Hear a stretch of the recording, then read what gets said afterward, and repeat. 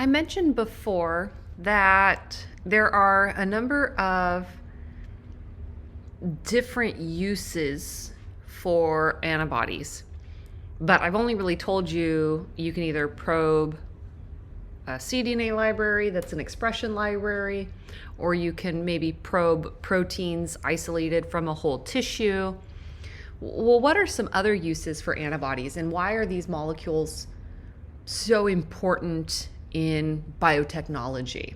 So here is one example of a lateral flow immunoassay.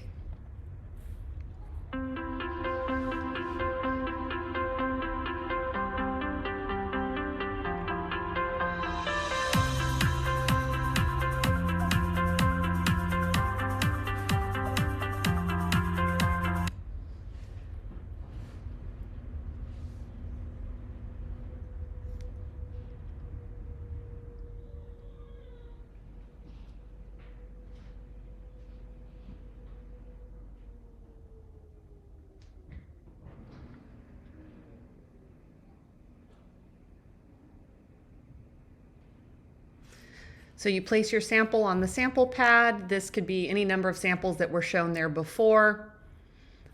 If the sample contains antigens that it is looking for, like let's say just human antigens, you start to get some reaction.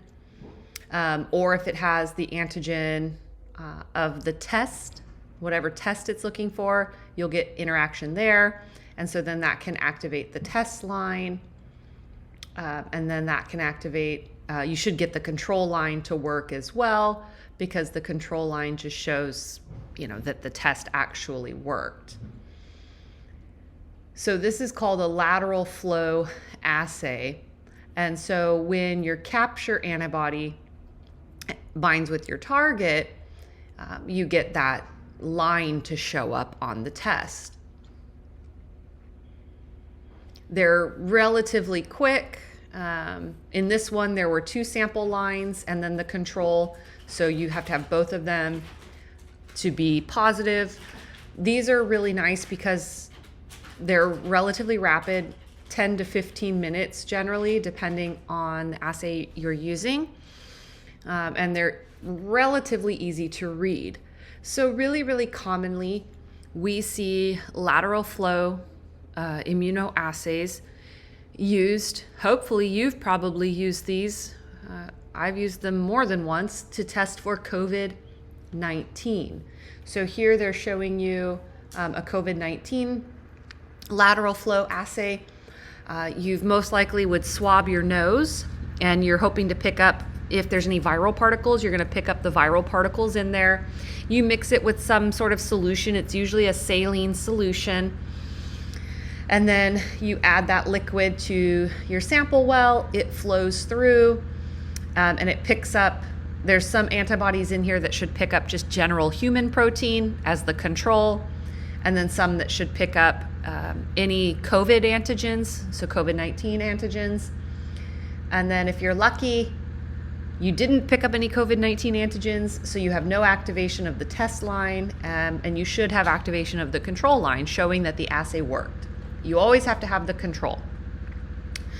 And then, of course, if you were unlucky, your test line showed up positive, and your control line showed up positive. These are, again, useful because it's pretty clear whether or not you've got COVID. They're pretty rapid, within 15 minutes. Of course, if you test positive for COVID, generally that test line shows up positive before 15 minutes. I think when I first tested, mine showed up within 2 to 3 minutes. The test line was positive. So it can be semi-quantitative. If you have a lot of antigen, that line will be dark and it'll show up early. If you have less antigen, the line might be lighter and take longer to show up. But you can do these types of lateral flow assays, again, for COVID-19, for pregnancy. That's really common. They're looking for, in that case, it's looking for a hormone that's produced in early pregnancy, found in the urine. You can do flu, strep, HIV. So some advantages to this type of lateral flow test, of course, again, include that they're rapid, they're relatively easy to read. It's not common to get a false positive. If it's positive, it's probably positive. But disadvantages could include, most commonly, a false negative. If you take COVID-19, for example, if you're very, very early in the infection, you may not have enough viral protein in the nose where you're being swabbed in order to turn the line positive. The same with a pregnancy test. If it's very early in pregnancy, you may not have enough of the hormone in the urine in order to show up positive on the test. And that could be good or bad depending on your situation, but it may not be entirely accurate. So for something that you might really want some extra confirmation on, like pregnancy, like an HIV test, you would want to go into a laboratory and most often have a blood drawn. So for pregnancy, they can really accurately measure the level of that hormone in the blood. For HIV, they might do like a reverse transcription PCR to look for the genetic material of the virus. So there are advantages and disadvantages, but these are really easy to do at home. You don't need any sort of medical training. As long as you can read the instructions or have somebody who can read the instructions and help you take the test, you're pretty good to go. Again, using antibodies, you can diagnose a lot of things, viral infections, autoimmune conditions, and even cancer. The downside to using antibodies to test for a viral infection is that for the most part, you're not going to produce antibodies until a little bit later in the infection. So looking for antibodies in an early infection could give you a false negative. But if we're talking a week or longer into the infection, looking for antibodies is good for diagnostics. You could also use pre-formed antibodies to search for viral antigens, and that can help you in an early infection. So let's watch this video on ELISA. Or ELISA is a commonly used format for serologic testing. The purpose of this animation is to explain how this test works. ELISA serologies are usually done in multi-well microtiter plates so that dilutions of serum can be easily prepared and tested. To better understand how this assay is done, let's take a closer look at what happens in one of the wells of this assay plate. To perform the assay, the wells of the plate are coated with the antigen of interest. For commercial tests, this would be done by the manufacturer of the assay.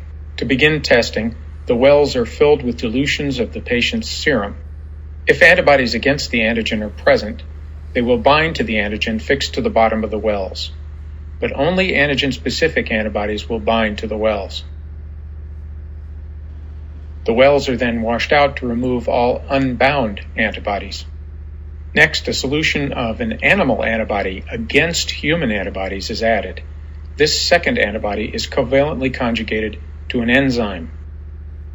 The wells are washed again, this time to remove any unbound enzyme-conjugated antibody.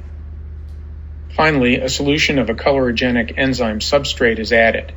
The interaction of the substrate with the enzyme on the second antibody generates visible color.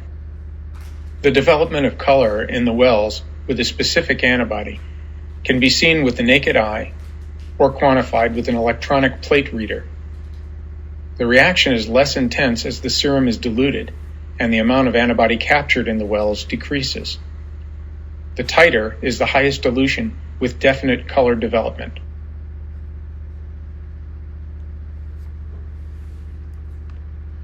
So again, these are ways that you can use antibodies to diagnose various conditions. There are lots of modifications to an ELISA. This is just a basic way of using an ELISA.